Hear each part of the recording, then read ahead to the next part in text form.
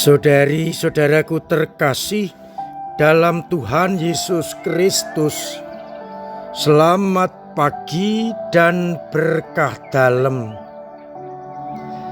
Kita berjumpa kembali dalam renungan harian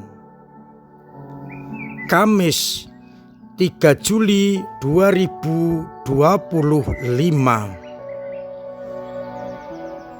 Seperti biasa, kita mendasarkan permenungan kita pada bacaan-bacaan Ekaristi hari ini. Hari ini kita merayakan Santo Thomas Rasul, salah satu dari ke-12 murid Yesus yang menyertai Yesus dalam pelayanannya. Ia lahir di Galilea dan pekerjaannya adalah nelayan pembantu. Artinya tidak mempunyai perahu sendiri, melainkan membantu ke perahu-perahu yang lain. Ia disebut dengan Didimus, artinya kembar.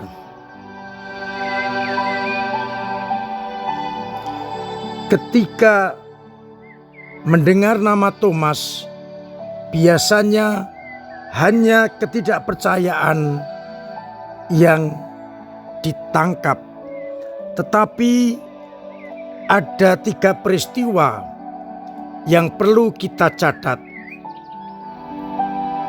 yakni ketika Lazarus meninggal, Yesus akan kembali ke tempat Lazarus. Thomaslah yang mengajak teman-temannya untuk ikut Yesus. Biarlah kita mati bersama dengan Dia. Pada perjamuan malam terakhir, Dia juga yang bertanya, "Kemana engkau pergi? Kami tidak tahu. Bagaimana kami tahu jalan ke sana?"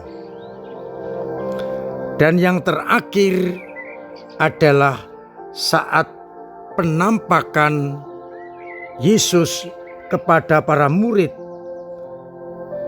Penampakan pertama Thomas tidak hadir, tapi penampakan yang kedua, tempat yang sama,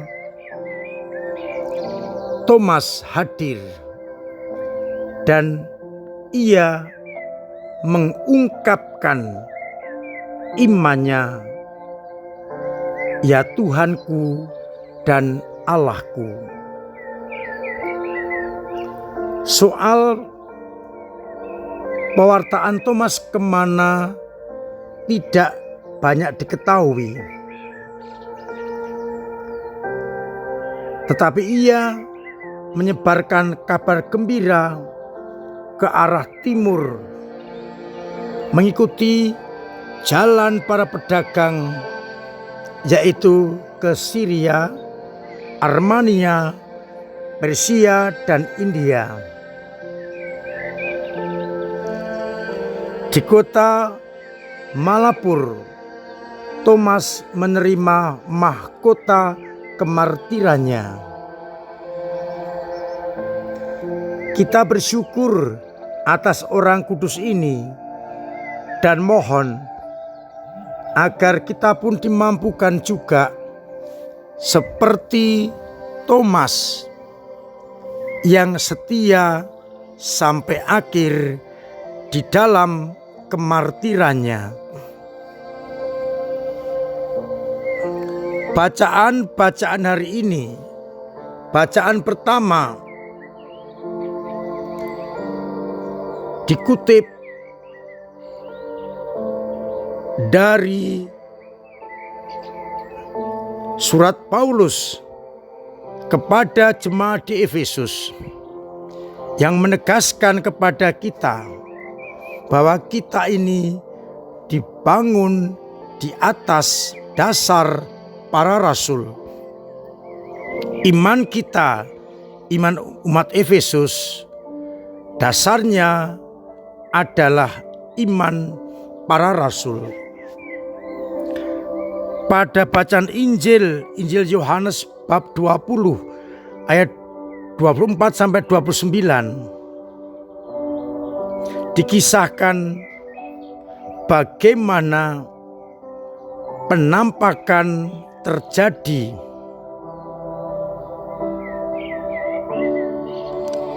kepada ke-11 rasul. Namun Thomas tidak ada. Maka ketika teman-temannya mengatakan, "Kami telah melihat Tuhan," Thomas tidak percaya. Baru 8 hari kemudian Thomas hadir dan Tuhan menampakkan seperti yang kemarin waktu itu, dan Thomas hadir. Dan ketika Yesus meminta Thomas menaruh jarinya pada bekas paku dan tangannya pada bekas tusukan lambung, Thomas menjawab, "Ya Tuhanku dan Allahku." Saudaraku terkasih dalam Kristus, saya mengajak untuk merenungkan pribadi Santo Thomas yang luar biasa. Thomas karena dari kalangan orang miskin, sangat sederhana, menjadi nelayan pembantu, sangat hati-hati dalam mempercayai seseorang, tidak mudah percaya.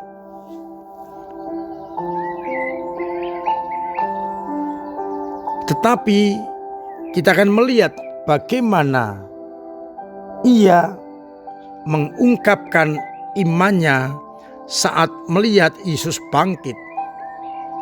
Ia polos, dan bila tidak mengerti ia akan bertanya.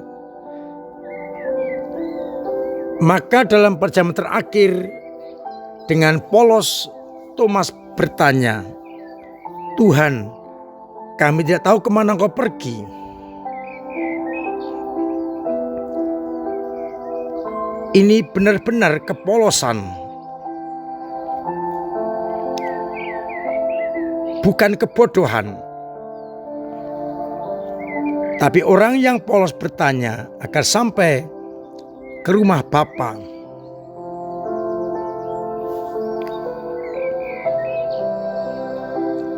Tidak ragu-ragu untuk bertanya, untuk mencari tahu agar tidak tersesat. Orang yang tidak bertanya belum tentu tahu, tetapi gengsi dan mengandalkan diri sendiri. Thomas tidak. Ketika Lazarus mati, Yesus berencana kembali untuk mengunjungi Lazarus, dan Thomas mengatakan, "Mari kita juga mati bersama dia." Karena ancaman dari orang-orang waktu itu. Dan yang terakhir, kita melihat peristiwa iman yang luar biasa. Kalau teman-teman rasul-rasul yang lain bersuka cita melihat sang gurunya sudah bangkit dan menampakkan diri, tidak dengan Thomas. Ia tidak hanya bersuka cita, tapi ia mengungkapkan pengalaman imannya. Ia melihat Yesus sebagai Tuhan dan Allahnya. "Ya Tuhanku dan Allahku. Inilah bentuk iman yang paling mendalam. Ketika Thomas merasa tak berdaya dan melihat Sang Guru bangkit, ia mengungkapkan imannya. Ungkapan iman yang luar biasa. Tidak hanya melihat Yesus yang bangkit, tapi Dialah Tuhan dan Allah. Maka semoga kita pun seperti Santo Thomas, tidak mengandalkan kepandaian kita, kekuatan kita, kekayaan kita, tetapi memuji Allah, memuji Yesus sebagai Tuhan dan Allah. Ya Tuhanku dan Allahku. Ini mengandaikan kita akan mempercayakan hidup kita hanya kepada Yesus. Maka mudah-mudahan kita juga seperti Thomas yang berani mengakui dan mengungkapkan iman kita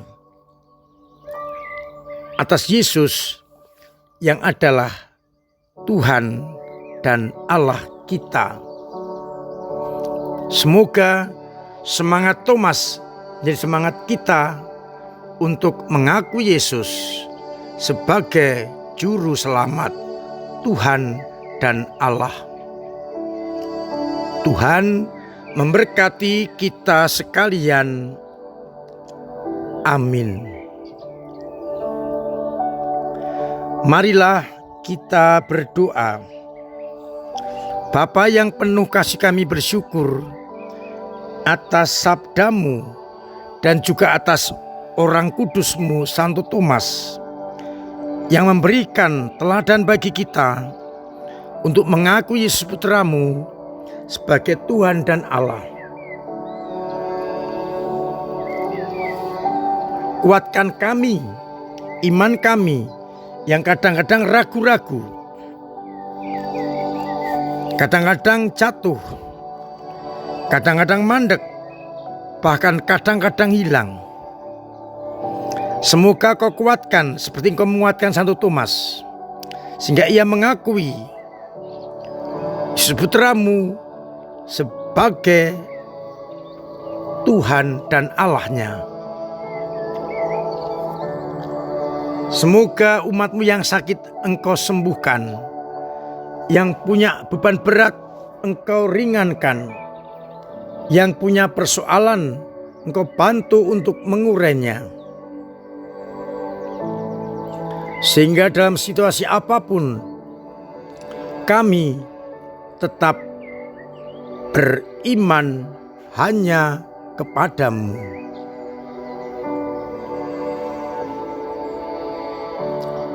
Untuk itu, sertai kami dengan berkat-Mu sendiri, Bapa dan Putra dan Roh Kudus. Amin. Saudara-saudaraku terkasih, tetap saya ingatkan agar terus-menerus mengusahakan untuk memiliki pola hidup yang sehat dengan menjalankan protokol kesehatan dan juga menghindari hal-hal yang membuat kita bisa mendapatkan penyakit. Bila kita sehat, keluarga sehat, orang lain juga sehat.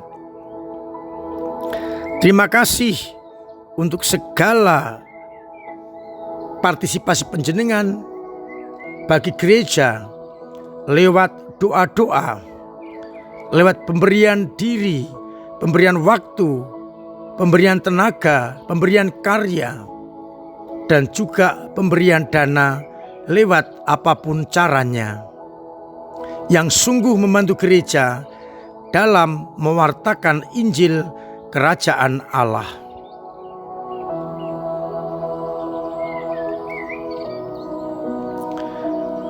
Saya berterima kasih juga kepada para ketua lingkungan, ketua wilayah, prodiakon, kabit-kabit, ketua timpel-timpel, ketua komunitas kategorial yang berusaha dengan caranya masing-masing mengembangkan gereja. Mari kita teruskan yang baik, yang kurang baik kita perbaiki, agar akhirnya paroki kita benar-benar hidup sesuai dengan kehendak Allah.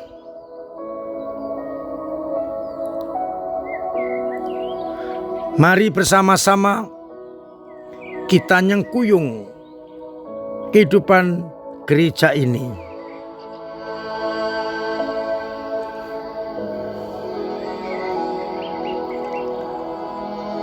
Saya ingatkan perayaan Ekaristi Sabtu dan Minggu tanggal 5 dan 6 akan dipimpin oleh Romo Purna untuk berpamitan kepada kita semua, dan tanggal 8 akan kita hantar ke tempat tugas yang baru.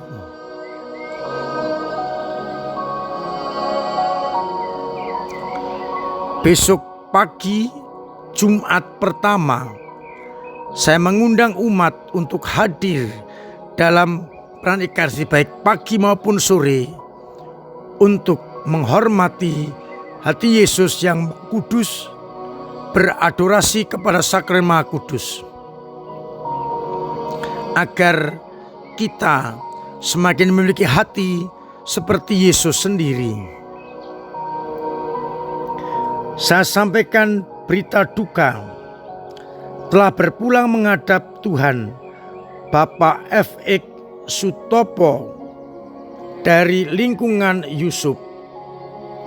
Jenazah disemayamkan di rumah duka Prambatan Lor RT 09 RW 1. Rangkaian acaranya sebagai berikut.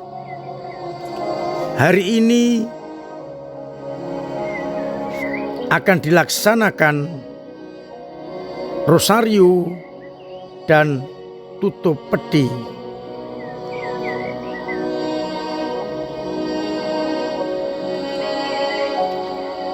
Doa rosario pada pukul 1 siang dan misa requiem jam 2 siang. Mohon bila umat ada waktu luang, dipersilakan untuk hadir. Mari kita doakan agar arwahnya berbahagia bersama Allah di dalam kerajaan surga. Tuhan memberkati kita sekalian. Amin.